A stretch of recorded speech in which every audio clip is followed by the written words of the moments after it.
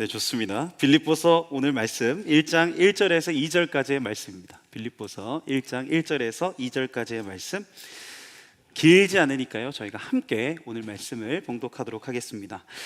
그리스도 예수의 종 바울과 디모데는 그리스도 예수 안에서 빌립보에 사는 모든 성도와 또한 감독들과 집사들에게 편지하노니, 하나님 우리 아버지와 주 예수 그리스도로부터 은혜와 평강이 너희에게 있을지어다. 아멘. 네, 이제 오늘부터 우리가 새롭게 이제 예배 시즌을 시작하려고 합니다. 넘쳐 흐르는 기쁨, Overflowing Joy라는 주제를 가지고 우리가 3달간 빌립보서의 말씀을 나누게 될 것인데, 무엇보다 저는 오늘 말씀 또 이번 시즌을 준비하면서 이런 마음이 들었습니다. 이 말씀들이 지금의 시대에 참 우리에게 또 우리 청년들에게 참 필요한 말씀이 아닐까라는 생각을 하게 되었어요. 과도한 경쟁, 또 극심한 취업난, 또 여러 가지 삶의 문제, 코로나 이후에 또 심각해진 또 여러 관계들의 문제 등등, 이 땅에 많은 청년들이 심리적 고통을 호소하고 있어요. 건강보험심사평가원 자료에 따르면 우리나라 우울증 환자가 2018년 75만 명에서 2022년에는 코로나 이후에는 100만 명이 되었다고 합니다. 즉 33%가 급증했는데 2030 청년 세대들의 폭이 훨씬 더 컸다고 해요. 전체 우울증 환자 중에 2030 환자 비율이 2018년도에는 26%에서 2022년도에는 36%로 증가했다고 합니다. 우리 청년부 지체들 중에서도 그럴 거예요. 아마 이 자리에 나온 지체들 중에서는 여러 삶의 문제, 또 여러 삶의 어려움들 때문에 마음이 불안하고 삶도 일상도 우울한 지체들이 있을 겁니다. 한번 여러분들의 삶을 한번 돌아보세요.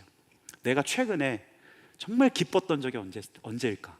내가 최근에 정말 호탕하게 찐으로 웃어본 적이 언제일까? 한번 돌아보시기 바랍니다. 어쩌면 이곳에는 내가 웃어본 날이 언제였을까?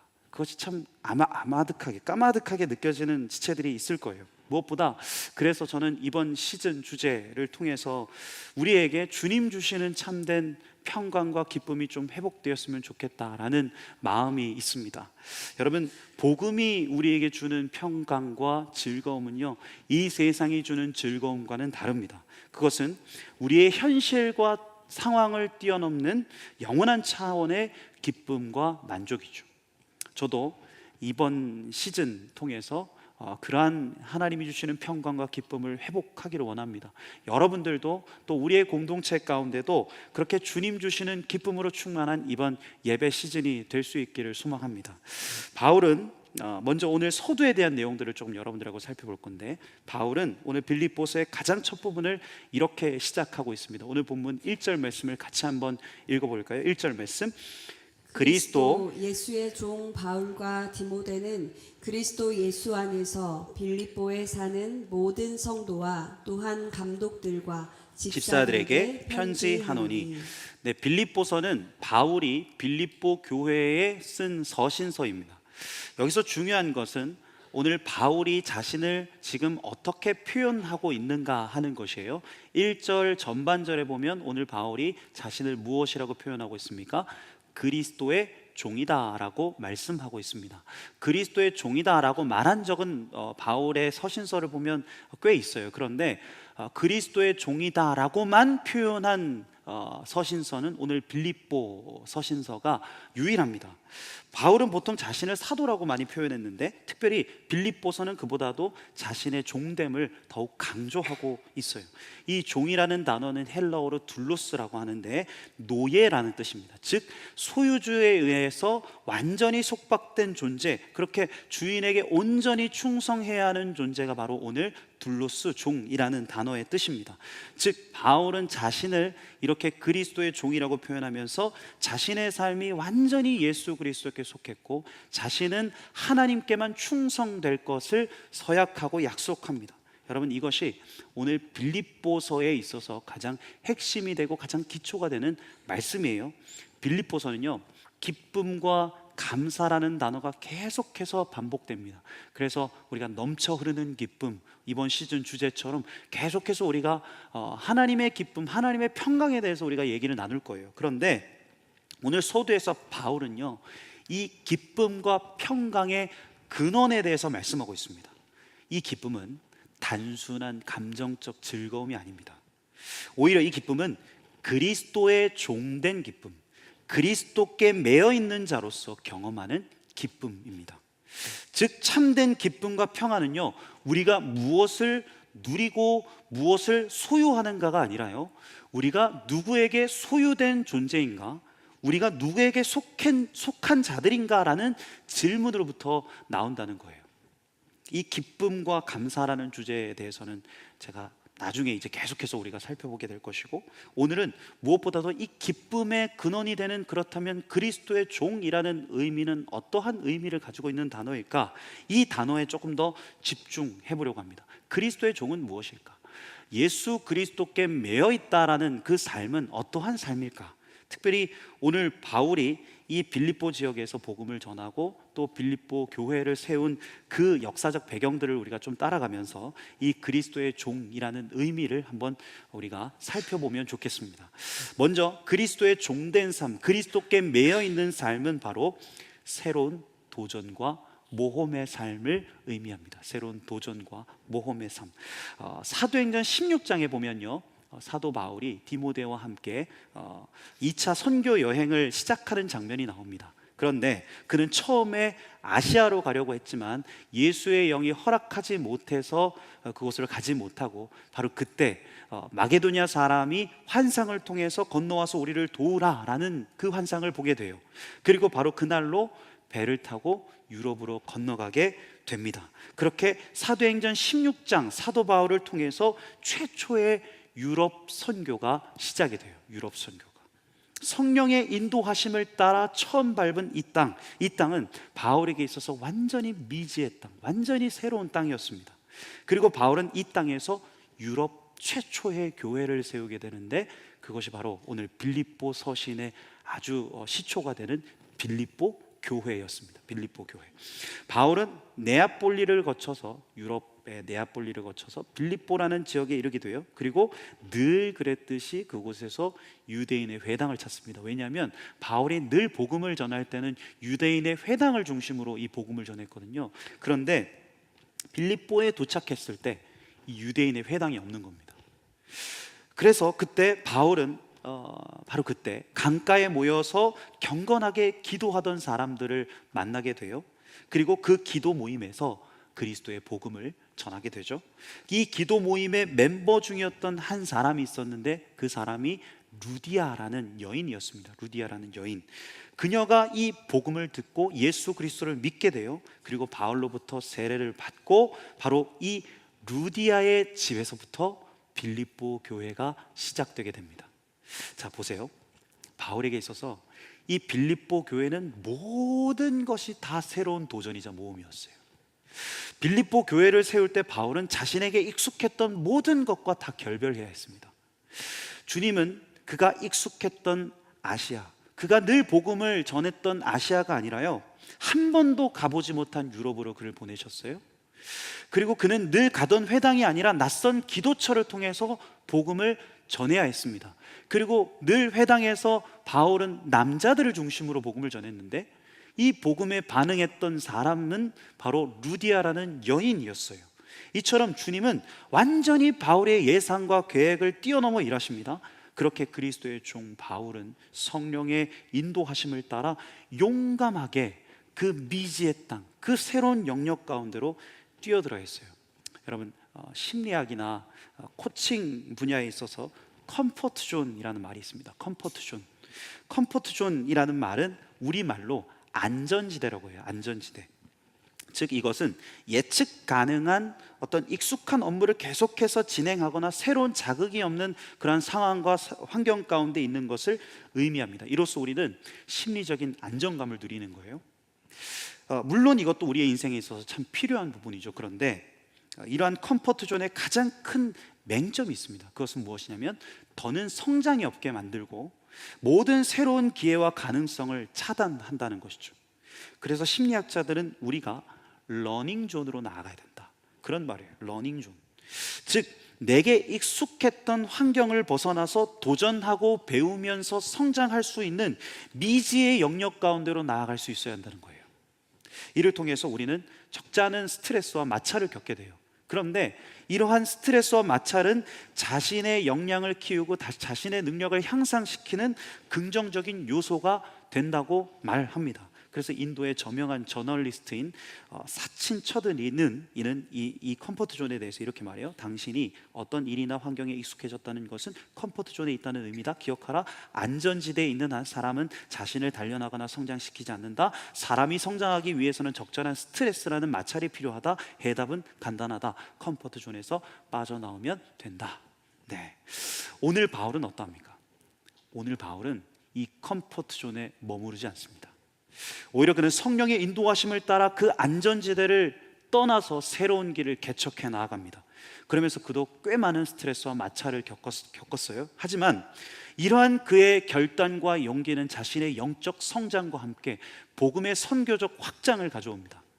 이처럼 그리스도의 종으로 산다는 것은요, 여러분, 그분의 뜻에 따라 기꺼이 러닝 존으로 나아가는 것을 의미합니다. 저는 이것을 이렇게 표현하고 싶습니다. 개척자 정신, 개척자 정신. 그렇게 주님을 따라 새로운 길에 뛰어들 수 있는 용기, 지나치게 겁내지 않고 미지의 영역을 개척할 수 있는 힘, 모든 익숙함, 모든 안주함과 결별하고 성령의 인도하심을 따라 용기 내어 모험을 감행하는 거예요. 여러분, 지금의 시대가 어떠한 시대입니까? 제가 얼마 전에 책을 한 권을 봤는데, 송기령 그 빅데이터 전문가이고 또 저널리스트이고 작가인 그 송기령 씨가 쓴 호명사회라는 따끈따끈한 신작이었어요. 그런데 이 호명사회라는 책에 보니까 지금의 시대를 어떤 시대라고 정의를 하냐, 시뮬레이션 과잉의 시대라고 얘기를 하더라고요. 시뮬레이션 과잉. 이게 뭐냐면 우리가 참으로 불확실한 시대를 지금 살고 있다는 거예요. 미래를 어떻게 알 수 없는, 하루에도 수십 번 바뀌는 시대가 지금의 시대라는 거죠. 그래서 사람들은 자신들 나름대로 최대한의 시뮬레이션을 돌려보고 안전한 길만을 찾아가려고 한다는 거예요. 돌다리도 두들겨 보고 건너라, 그런 말처럼 지나치게 예측과 대비를 많이 하는 시대가 지금의 시대라는 것이죠. 그렇게 우리는 끊임없이 선택하고 생각합니다. 남들이 보장해 주는 길, 안정적이면서도 성공적인 길을 말이죠. 그런데 여러분, 저는 그리스도인은 달라야 한다고 믿습니다. 그리스도의 종된 여러분, 우리는 세상이 보장해 주는 길이 아니라요, 주님이 부르신 길을 가는 자들임을 믿습니다. 네, 그렇게 안정된 길을 선택하는 자들이 아니라 주님께 메인자로 과감히 주님의 뜻을 선택하는 자들이 바로 우리의 정체성인 줄 믿습니다. 여러분, 우리는 그리스도의 종으로 주님과 함께 기꺼이 모험에 뛰어드는 것을 주저하지 않아야 합니다. 이것은 어떤 지체에게는 어떤 건강하고 거룩한 습관을 만드는 어떤 작은 실천일 수도 있을 것이고, 또 어떤 지체들은 어떤 가슴 뛰는 어떤 가치를 지닌 새로운 비즈니스를 시작하는 것일 수도 있을 거예요. 또 어떤 지체에게는 이웃을 섬기기 위해서 내 시간과 재능을 투자하고 나눠주는 것을 의미할 수도 있을 겁니다. 그것이 어떠한 형태이고 모습이든 우리는 하나님 나라를 위해서 새로운 길로 나아가는 그러한 모험을 마다하지 않아야 한다는 거예요. 제게 그렇게 가끔씩 이야기하는 청년들이 있습니다. 목사님, 복음의 가치를 위해서 한번 살아보겠습니다. 남들이 가지 않는 그 길을 한번 걸어가 보겠습니다. 그 가치로 창업을 하겠다, 비영리 단체에서 한번 일해보겠다, 선교적 삶을 살아보겠다 라고 고백하는 지체들 있어요. 물론 위험하죠. 하지만 저는 그런 지체들을 정말로 아주 격하게 응원해주고 싶습니다. 실패할 수도 있습니다. 물론 선택했다가 힘들어서 후회할 수도 있습니다. 그러다가 또 다른 길을 선택할 수도 있습니다. 하지만 여러분, 그렇게 도전할 수 있는 용기가 있다는 것, 복음의 가치를 위해 시도해 볼 수 있다는 것, 그 자체가 너무나도 아름다운 도전이지 않을까, 저는 그런 생각이 들어요. 네, 저도 그러합니다. 청년부 사역하면 할수록, 또 말씀을 연구하면 연구할수록, 시대를 보면 볼수록 제게는 한 가지 강력한 목회적 도전이 있어요. 여러분이 귀에 못이 박히도록, 못이 귀에 박히도록 들으셨을 겁니다. 바로 우리가 계속해서 얘기 나누는 소그룹에 대한 내용들입니다. 소그룹. 네, 이 시대에 우리 청년들에게 너무나도 필요하다는 그런 확신이 들기 때문에 여러분들한테 계속해서 제가 소그룹에 대해서 이야기를 하는 거예요. 네, 왜 소그룹이 필요한지는 하도 많이 이야기했기 때문에 제가 오늘 이야기하지 않겠습니다. 그래서 여러분, 저도 한번 해보는 거예요. 동아리, 클래스 D, DTC. 네, 다음 주부터 이제 DTC가 시작이 되는데 DTC 클래스를 열어서 한번 시도해 보는 겁니다. 네, 계속 해볼 겁니다. 시도해 볼 거예요. 실패할 수도 있죠. 뭐 하다가 안 될 수도 있습니다. 그러면 여러분들이 또 잘 피드백 해 주십시오. 네, 그래서 그 피드백 하면서 잘 만들어가면 될 줄로 믿습니다. 네, 저는 꿈꾸는 거예요. 여러분들 한 사람 한 사람이 이 소그룹들을 통해서 진정한 그리스도인으로 거듭나는 그러한 꿈을 꿉니다. 그리고 이 소그룹을 통해서 우리 공동체가 더욱더 끈끈하게 하나가 되는 거예요. 우리가 내후년이면 이제 이 예배당이 없어지고 광야 생활을 본격적으로 하게 됩니다. 그러면 가장 중요한 것이 이 소그룹으로 우리가 끈끈하게 묶여 있는 거예요. 그래서 장소와 시간에 상관없이 우리가 언제든지 예배 공동체로, 교회로 모일 수 있는 것이 저는 참으로 중요하다고 생각이 들어요. 그래서 하나하나, 그룹들 하나하나가 교회로서 건강히 잘 서 있는 겁니다.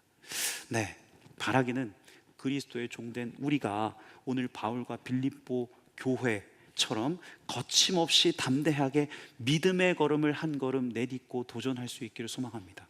그렇게 우리의 컴포트 존에서 벗어나서 복음의 개척자가 되어서 주님과 함께 이 모험의 여정을 즐길 수 있는 우리가 될 수 있기를 원합니다. 그런데 이러한 변화와 도전 앞에는요, 반드시 고난과 어려움이 따르기 마련인데, 그래서 그리스도의 종된 삶, 그리스도께 매여 있는 삶은 또한 저항과 고난을 견디는 삶입니다. 사도행전 16장을 보면 바울도 마찬가지예요. 성령의 인도하심을 따라서 그렇게 성령의 열매를 맺으면서 빌립보 교회를 그곳에서 세웠습니다. 그런데 그곳에서 그는 예상치 못한 고난과 핍박을 마주하게 돼요. 빌립보 지역에서 바울은 사람들의 손동에 의해서 옷이 찢기고 또 매질을 당하는 수모를 겪게 됩니다. 그리고 빌립보 감옥에 갇혀서 그 어둡고 축축한 빌립보 감옥에서 그런 고통스러운 시간들을 보내게 돼요. 그 당시만 그랬던 것이 아니라요, 오늘 이 편지를 쓰고 있는 바울의 상황도 마찬가지입니다. 이 빌립보서가 옥중서신이라고 하는데, 즉 바울이 이 빌립보서를 로마의 감옥에서 이 빌립보서를 썼다는 거예요. 더욱이 이 빌립보서를 받고 있는 빌립보 교회도 마찬가지입니다. 주의 역사로 빌립보의 교회가 세워졌지만 그들은 여전히 도전과 여러 고난 가운데 살고 있었어요. 빌립보는 로마 제국 중에서도 아주 중요한 식민지였고 로마의 퇴역 군인들이 많이 거주하던 곳이었습니다. 그래서 황제 숭배에 대한 그 충성심이 아주 강했던 지역이었어요. 그래서 이 편지를 받던 빌립보 교인들은 외부적으로는 로마 제국의 압력과 황제 숭배를 강요받았고, 또 내부적으로는 지도자 바울의 투옥과 또 리더십들의 갈등들을, 그 수많은 어려움들을 겪고 있었어요. 그리스도의 영에 이끌려서 너무나도 아름답게 세워진 이 빌립보 교회, 그것은 새로운 도전과 모험의 열매였습니다. 하지만 그럼에도 그 도전 안에는요, 끊임없는 잡음들이 있고 그 모험 안에는 여전히 수많은 위험과 어려움들이 도사리고 있었다는 거예요. 여러분, 하나님이 부르셔서 도전한 길, 하나님의 뜻인 줄 알고 선택한 길, 그런데 어떠합니까? 그 길은 절대 낭만적이지 않습니다. 그 길은 꽃길이 아닙니다. 오히려 그 길은 고난과 저항이 수반되는 길이고 수많은 고통과 괴로움이 따르는 길입니다. 이처럼 그리스도께 매여서 그리스도를 따라 사는 것이란 쉽고 가벼운 문제가 아닙니다. 그렇게 그분을 따라 새로운 도전과 모험을 감행한다는 것은 아주 위험천만한 일이에요. 어쩌면 안정적인 직장과 삶, 사회적인 인정과 평판, 이 그리스도의 종으로서 우리는 때때로 이 인정과 안정이라는 것을 내려놓아야 될 때가 있습니다.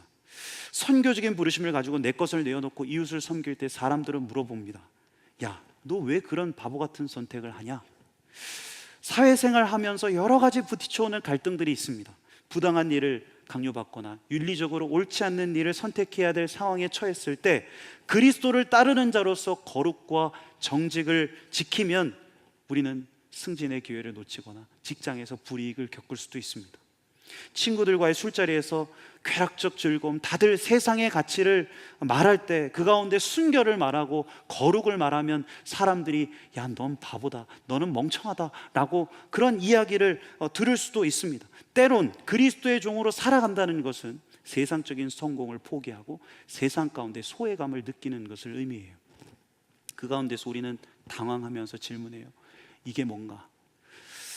이게 정말 하나님의 뜻인가? 하나님의 뜻대로 선택했는데 왜 이 모양인가? 왜 이것밖에 되지 않는가? 여러분, 그럼에도 불구하고 그리스도의 종된 삶은 참으로 복됩니다. 그리스도께 매여 있는 이 여정은 참으로 가치 있고 아름답습니다. 왜입니까?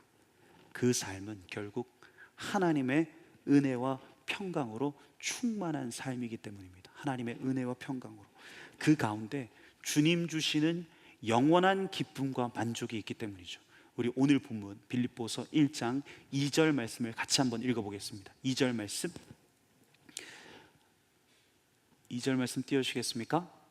네, 2절 말씀. 네, 하나님 우리 아버지와 주 예수 그리스도께로부터 은혜와 평강이 너희에게 있을지어다. 네, 그리스도께 매여서 새로운 도전과 모험을 감행했어요. 그 가운데 여러 고난과 저항이 부딪혀옵니다. 그럼에도 우리에게는요, 이기고 버틸 수 있는 힘이 있습니다. 이 모든 것을 뛰어넘어 신실하게 복음의 증인되어서 살 수 있는 원동력이 우리 가운데 있습니다. 그것은 바로 주님으로부터 오는 은혜와 평강의 약속입니다. 이 축복은 단순히 바울의 인사말이 아니라요, 그리스도의 종으로 살아가는 자에게 주어지는 참 언약이자 엄청난 축복입니다.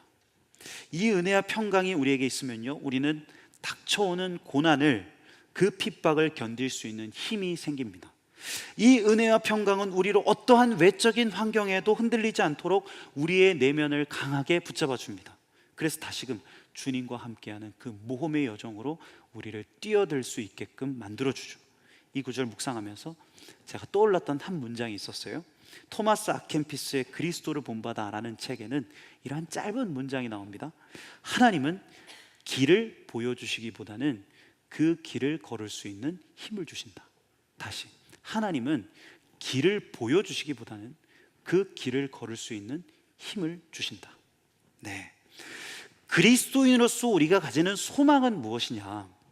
그것은 먼 미래를 우리가 내다볼 수 있는 예지력을 가진다거나 아니면 우리 삶에 찾아오는 여러 위험 요소들을 이리저리 피해갈 수 있는 어떤 예측력이나 어떤 투시력이나 처세술을 가지는 것이 아닙니다. 오히려 이것은 우리로 믿음의 걸음을 한 걸음 한 걸음 내디딜 수 있게 하는 힘입니다. 인생의 길을 걷다가 위험에 처할 수도 있고 우리는 삐끗해서 넘어질 수도 있습니다. 하지만 그리스도께 매인 자들은 다시 오뚜기처럼 일어납니다. 그리고 그 길을 다시 꿋꿋하게 걸어갑니다. 왜입니까? 주님이 그 길에 우리와 동행하시기 때문입니다. 주님이 우리와 함께 하시면서 때마다 시마다 우리를 도우시고 우리를 응원하시면서 우리에게 힘주시기 때문이죠. 우리에게는 바로 이 영원히 흔들리지 않는 복음의 약속이 있습니다. 내가 영원토록 너희와 함께하리라, 내가 세상 끝날까지 너희와 항상 함께하리라 라는 약속이 우리 가운데 있다는 거예요. 오늘 바울과 빌립보 교회도 마찬가지입니다. 왜 바울도 힘든 일이 없었겠습니까? 고난이 없었겠습니까? 지칠 때가 없었겠습니까? 감옥에 갇히고 매를 맞고 수모를 겪습니다. 그런데 그는 결코 좀처럼 주저앉지 않습니다. 대신 복음 대신 그리스도로부터 흔들리지 않는 은혜와 평강 가운데서 그는 주님과 함께하는 그 여정 가운데로 다시금 뛰어듭니다. 오늘 빌립보 교회도 마찬가지예요. 끊임없는 고난 가운데 있었지만 이들은 복음을 단단히 붙잡습니다. 그리고 이 복음으로부터 지속적인 은혜와 평강을 공급받습니다.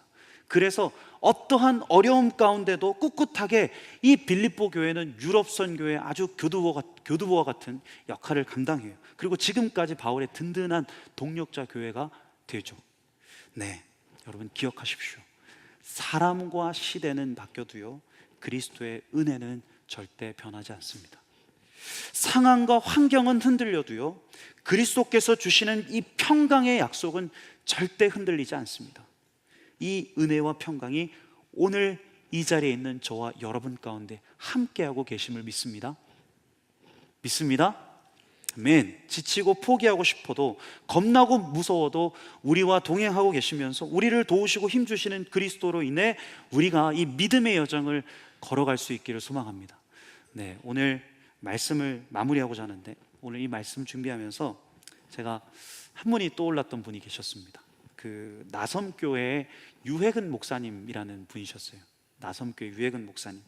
이분은 1990년대 초에 신학교 재학 시절에 사역에 있어서 두 가지 원칙을 세웠다고 합니다. 첫 번째는 남들이 가지 않는 목회의 길을 가겠다. 두 번째, 약자들을 위한 사역을 하겠다. 이 하나님이 주시는 도전과 모험으로 아주 가득했던 것이죠. 그리고 이 목사님은 그러한 부르심 앞에 1992년에 구로공단에 직접 들어가십니다.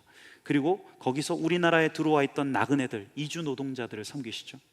이것은 당시에 이주민 선교가 전무했던 시대를 생각할 때 완전히 새로운 미지의 개척이었습니다. 이것이 발판이 되어서 목사님은 1996년 성수동에서 외국인 근로자 선교회를 창립하시고 1999년에 최초로 제한 몽골 학교를 세우게 됩니다. 그리고 이 제한 몽골 학교는 몽골 정부로부터 이후에 정식 인가를 받게 되고 나중에는 몽골 장관과 대통령으로부터 표창장까지 받게 돼요. 그리고 현재는 이 나섬교회라는, 나그네를 섬기는 교회다 해서 나섬교회라는 곳을 섬기시면서 이 땅의 외국인 근로자들을 복음으로 양육시키는 그러한 사역을 섬기고 계십니다. 이것이 지금에는 역파송 선교라고 이제 이어지는데, 이란, 터키, 인도 등 이주민 중에서 목회자와 선교사를 배출해서 자기 국가나 또 삼국으로 다시 이 분들을 파송시키는 거예요. 이처럼 이분의 삶과 사역 자체가 한국 선교에 있어서는 아주 새로운 접근들이었습니다. 그렇게 유해근 목사님은 한국 다문화 선교에 있어서 큰 이정표를 감당하셨고 지금도 활발하게 사역을 하고 계세요. 하지만 이분의 삶을 보면요, 그리 녹록지가 않았습니다. 고난과 역경의 연속이었습니다. 이 땅에서 노예처럼 살아가는 외국인들에 대한 그 연민, 그리고 자신의 사역이 생각대로 잘 풀리지 않아서 겪었던 그 자괴감, 목사님은 그 극도의 스트레스에 시달려야 했어요. 그런데 엎친 데 덮친 격으로 자신의 둘째 아들이 이제 정신지체 장애를 가지고 태어난 데 이르러서 여러 가지 삶과 사역에 있어서의 그 스트레스 때문에 이 목사님이 90년대부터 점점점 시력을 잃다가 2000년대부터는 완전히 그 시력을 잃어버리기 시게 됩니다. 극도의 우울증과 스트레스로 인해서 나중에는 스스로 목숨을 끊으려 하기도 했다라는 고백을 하시더라고요. 그런데 그럼에도 이 목사님이 끝까지 신실하게 선교 사역을 감당할 수 있었던 것은 그때마다 이 목사님을 붙들어 주었던 특별한 하나님의 은혜와 평강의 역사였습니다. 한 치 앞도 내다볼 수 없지만 예수님은 이 목사님에게 그렇게 한 걸음 한 걸음 내디딜 수 있는 힘과 용기를 주세요. 특별히 이 목사님이 극심한 스트레스에 시달릴 때 어떻게 하나님이 자신의 삶에 역사했는지 직접 쓰신 글이 있는데 참 감동이 되어서 조금 길지만 제가 여러분들에게 읽어드리고 오늘 설교를 마무리하고 함께 찬양하면서 기도하는 시간 가지면 좋을 것 같습니다. 바다에 빠져 죽기로 작정하고 새벽에 묵호항으로 나왔다. 눈은 침침하게 겨우 보일 때였다. 항구 앞바다에는 모닥불을 피워놓고 고깃배를 기다리는 노파들이 있었다. 바닷가로 걸어갔다. 참 웃지 못할 이야기지만 죽으러 가면서도 너무 추워서 잠시 그 노파들이 있는 모닥불 쪽으로 몸이 움직였다. 그 새벽에 웬 젊은이가 다가오니 할머니들이 다 쳐다봤다. 그리고 그날 그 새벽 나는 믿을 수 없는 체험을 했다. 노파들 사이에 어슴푸레 보이는 것은 떨고 계신 예수님이었다. 여기 왜 왔느냐고 물으셨다. 죽기 위해서요. 당신이 나를 버리셨잖아요. 나의 원망을 들은 주님은 말씀하셨다. 야, 이 바보 같은 놈아, 너를 죽게 하려고 고난 가운데 몰아세운 게 아니야. 이 땅에 고통당하는 자의 삶을 네 몸뚱이로 느껴보라고. 그들의 입으로만 위로하지 말고 내게 절망을 준 거야. 절망은 곧 너를 사랑해 내게 준 은총이다. 동해바다 앞에서 무릎을 꿇고 한없이 울었다. 이 예수님과의 만남이 이 목사님에게는 어떤 모멘텀이 되어서요, 다시 사역할 수 있는 그 기쁨과 소망함을 발견하게 되셨대요. 그리고 여전히 힘들었지만 그럼에도 외국인 근로자들을 기쁨으로 섬기실 수 있으셨다고 말합니다. 그 외에도 이 목사님을 순간순간 도우시고 채우셨던 하나님의 손길이 있었어요. 하나님은 길을 보여주시기보다는 그 길을 걸을 수 있는 힘을 주신다. 딱 한 걸음 한 걸음 내디딜 수 있는 그 힘, 그 힘으로 지금까지 아름다운 목회 여정을 걸어오셨던 거예요. 여러분, 우리는 앞으로 3달간 빌립보서의 말씀을 살펴보게 될 겁니다. 이 시간들을 통해서 우리가 새겨야 될 진리는 바로 넘치는 그리스도의 은혜와 평강에 대한 약속입니다. 우리의 외부적인 상황, 우리의 고난과 어려움, 우리의 해결되지 않는 삶의 문제를 뛰어넘어 역사하시는 그리스도가 주시는 그 영원한 기쁨, 한 걸음 한 걸음 내디딜 수 있는 힘과 능력, 그 원동력, 바라기는 이 흔들리지도 변질되지도 않는 복음의 은총과 능력이 우리의 삶 가운데 가득할 수 있기를 소망합니다. 우리 오늘 말씀 가지고 이 찬양 함께 고백하면서 주님 앞에 나아갔으면 좋겠습니다. 주님, 주님의 은혜가 없이는 살아갈 수 없는 존재가 우리의 인생입니다. 주님, 세상 평안과 위로 없어도 하늘로부터 오는 그 영원한 평강, 하늘로부터 주시는 그 영원한 기쁨이 있으면 주님, 내게 주어진 이 하루하루를 내가 믿음의 걸음 가지고 꿋꿋하게 걸어갈 수 있음을 믿습니다. 우리 그 고백 담아서 이 찬양 함께 고백하며 주님 앞에 나가도록 하겠습니다. 은혜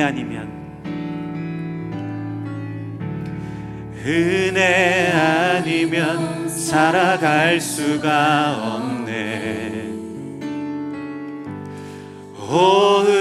호흡마저도 다 주의 것이니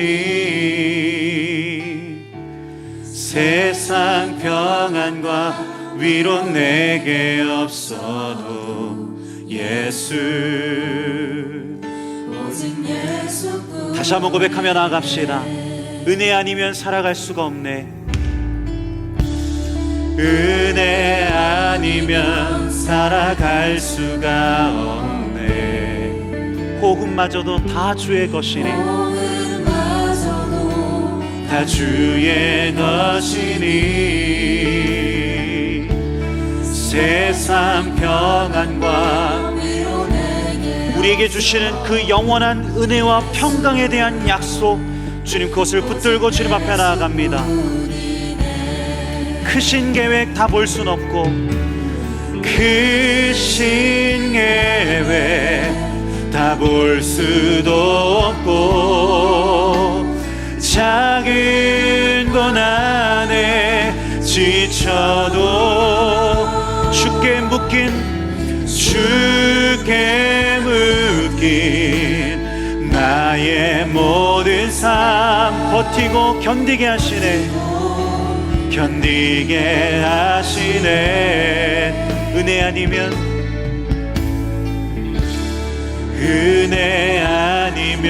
살아갈 수가 없네. 참된 평안과 위로 내게 주신 주, 나의 모든 것 다 주께 맡기니 참된 평안과 위로 내게 주신 주 예수, 오직 예수뿐. 다시 한번 오늘 말씀을 기억하면서 이 찬양 고백하면서 주님 앞에 나갔으면 좋겠습니다. 주님, 우리의 길을 보여주시는 것이 아니라 우리가 그 길을 걸어갈 수 있는 힘을 주시는 주님, 주님의 은혜와 평강으로 오늘 우리 가운데 역사하여 주십시오. 우리 그 마음 담아서 다시 한번 고백하면서 주님 앞에 나갔으면 좋겠습니다. 은혜 아니면 살아갈 수가 없네. 은혜 아니면 살아갈 수가 없네. 마음마저도 다 주의 것이니 세상 평안과 위로 내게 없어도 오직 예수뿐이네. 오직 예수뿐이네. 크신 계획 다 볼 수 없고 크신 계획 다 볼 수도 없고 작은 고난에 지쳐도 주께 묶인 나의 모든 삶 버티고 크신 계획 다 볼 수도 없고 크신 계획 다 볼 수도 없고 작은 고난에 지쳐도 주께 묶인 나의 모든 삶 버티고 견디게 하시네. 크신 계획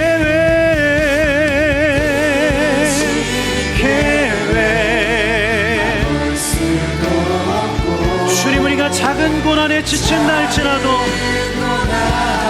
우리가 기억하고 우리가 바라보는 것은 우리가 주님께 묶인 삶, 주님께 매어진 인생임을 고백하며 나아갑니다. 나의 모든 삶 주님, 그러기에 우리는 버틸 수 있고 견딜 수 있음을 고백합니다. 크신 계획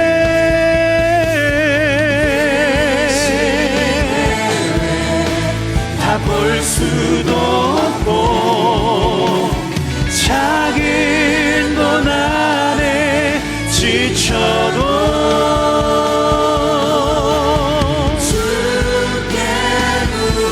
예 주님, 주님 우리를 버티고 견디게 하십니다. 다시 한번 선포하며 나아갑시다. 크신 계획 크신 계획 볼 수도 없고 작은 고난에 지쳐도 작은 고난에 지쳐도 주께 묶인 나의 모든 삶 버티고 견디게 하시네. 은혜 아니면 살아갈 수가 없네. 은혜 아니면 살아갈 수가 없네.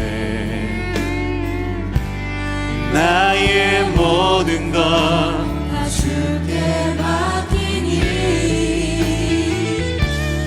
참된 평안과 위로 내게 주신 주 예수 오직 예수뿐이네. 시간 기도하면서 주님 앞에 나아가기를 원합니다. 주님, 우리가 주님과 함께하는 그 도전과 모험을 두려워하지 않기를 원합니다. 세상의 안정보다도 하나님 그리스도의 뜻을 추구하면서 편하고 뻔한 길보다 그것이 어디든 한 걸음 주님과 함께 걸어가기를 원합니다. 때론 지치고 때론 힘들고 때론 고난과 때론 역경이 우리의 삶을 찾아온다 할지라도 우리의 삶을 삼키려 한다 할지라도 하나님, 주님, 우리가 소망하고 우리가 바라는 것은 주님의 은혜와 평강의 약속인 줄 믿습니다. 세상이 줄 수 없고 사람이 줄 수 없는 주님, 그렇게 주께 묶여 주께 매어 살아가는 주님, 그러한 인생 가운데 찾아오시는 그 영원한 만족, 그 영원한 기쁨, 그 영원한 은혜와 평강으로 우리를 덮어주십시오. 그 은혜와 평강으로 우리가 살게 하여 주십시오. 주님, 주께 매어 주께 묶여 살아가는 우리의 인생 되어질 수 있게 해달라고 우리의 삶을 주님 손에 올려드리며 기도하면서 주님 앞에 나가도록 하겠습니다. 기도하겠습니다. 은혜의 주님, 은혜의 주님, 그리스도의 종 되어서 그리스도께 묶여 주께 매어 살아가는 우리의 인생 되어지기를 원합니다. 하나님, 그것이 어떤 길이든 그것이 어떠한 상황이든 하나님, 우리는 주님과 함께 한 걸음 내딛기를 원합니다. 주님 세상의 안정이 아니라, 주님 세상적인 만족이 아니라 주님과 함께 그 길을 걸어가기를 소망합니다. 때론 그 길을 걷다가 지치고, 때론 그 길을 걷다가 낭망하고, 때론 그 길을 걷다가 절망하고, 때론 그 길을 걷다가 우리의 눈에 눈물이 나오고, 주님 때론 그 길을 걷다가 주님 세상의 그 고난과 역경 가운데서 하나님 우리가 삼켜진다 할지라도, 하나님 우리가 믿고 소망하는 것은 세상이 줄 수 없고 사람이 줄 수 없는 그 영원한 만족과 기쁨, 하늘로부터 오는 그 은혜와 평강의 약속인 줄 믿습니다. 내가 너와 함께하리라, 내가 세상 끝날까지 너와 항상 함께 있으리라 말씀하시는 하나님, 주님은 우리에게 길을 보여주시는 것이 아니라, 주님은 그 길 가운데 우리가 한 걸음 내디딜 수 있는 힘을 주시는 줄 믿사오니, 하나님 주님과 함께 그렇게 우리가 한 걸음 내디딜 수 있도록 인도하여 주옵소서. 주의 은혜와 평강으로 흔들리지 않는 그 영원한, 변질되지 않는, 뒤바뀌지 않는 그 하나님의 놀라운 은혜와 평강으로 우리의 인생을 덮어주셔서 어떠한 상황 속에서도, 어떠한 환경 속에서도 넘어지거나 쓰러지지 아니하고, 완전히 삼켜지지 아니하고, 다시금 오뚜기처럼 일어나서 우리의 믿음의 길을 한 걸음 한 걸음 내딛고 걸어갈 수 있는 우리의 인생 되어질 수 있도록 인도하여 주옵소서. 세상이 추구하고 세상이 안정되고 세상이 보여주는 그 길이 아니라, 하나님이 보여주시는 그 길, 하나님이 보여주시는 그 뜻, 주님 우리가 그 뜻을 선택하고 그 길을 걸어갈 수 있기를 원합니다. 주님 그 영원한 만족, 그 영원한 은혜와 평강으로 우리를 덮어주옵소서.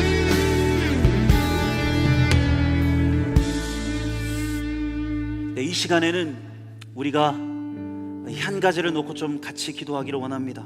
특별히 전쟁 중인 팔레스타인 땅과 우크라이나 땅을 위해서 함께 중보하기를 원합니다. 지금도 하마스 이스라엘과의 전쟁이 계속되고 있고, 또 이제 레바논의 사상자들이 10,000명이 넘어갔다는 그 소식이 우리에게 들려옵니다. 주님, 무엇보다 이 전쟁 가운데 고통하는 자들이 있습니다. 어린이, 노약자들, 또 수많은 여성들, 아무런 죄도 없는 이들이 주님 인간의 이기심 때문에 죽어가고 있습니다. 주님 불쌍히 여겨주십시오. 그 땅에 하나님의 은혜와 평강을 내려주십시오. 그 땅 가운데 주의 샬롬으로 주님 좌정하여 주셔서 굶주리고 헐벗고 아파하고 고통하는 그 땅 가운데 하나님의 온전한 평강이 임할 수 있도록 인도하여 달라고, 이 시간은 곧 전쟁으로 고통하는 우크라이나 땅과 또 이스라엘 땅을 중보하면서, 또 레바논 땅을 중보하면서 우리 함께 기도하면서 주님 앞에 나갔으면 좋겠습니다. 함께 기도하면서 주님 앞에 나갑니다. 은혜의 주님, 특별히 전쟁 중인 팔레스타인 땅, 주님 우크라이나 땅을 위해서 기도합니다. 주님 인간의 이기심 때문에 수많은 이들이 죽어가는 이 상황, 주님 병들고 고통받고 전쟁 가운데 고통하여 죽어가는 이들이 있습니다. 하나님 불쌍히 여겨주십시오. 그 땅에 주의 은혜와 평강이 필요합니다. 세상이 줄 수 없고 사람이 줄 수 없고 사람이 이루어 놓을 수 없는 주의 샬롬이 그 땅 가운데 필요합니다. 하나님 그 땅 가운데 주의 샬롬으로 좌정하여 주십시오. 하나님의 그 온전한 샬롬이 임하게 하여 주십시오. 전쟁 가운데 아파하고 고통하는 수많은 이들이 주님 예수 그리스도의 그 통치 안에서, 주님 하나님 나라의 그 통치 안에서 온전히 회복되어질 수 있도록 인도하여 주시고, 그 땅 가운데 주님 친히 전쟁이 그치고 이제는 하나님 화해와 평화가 그 땅 가운데 온전히 있을 수 있도록 주님 주의 은혜와 평강의 약속을 그 땅 가운데 부어주옵소서. 주님 그 땅 가운데 충만히 임재하여 주옵소서.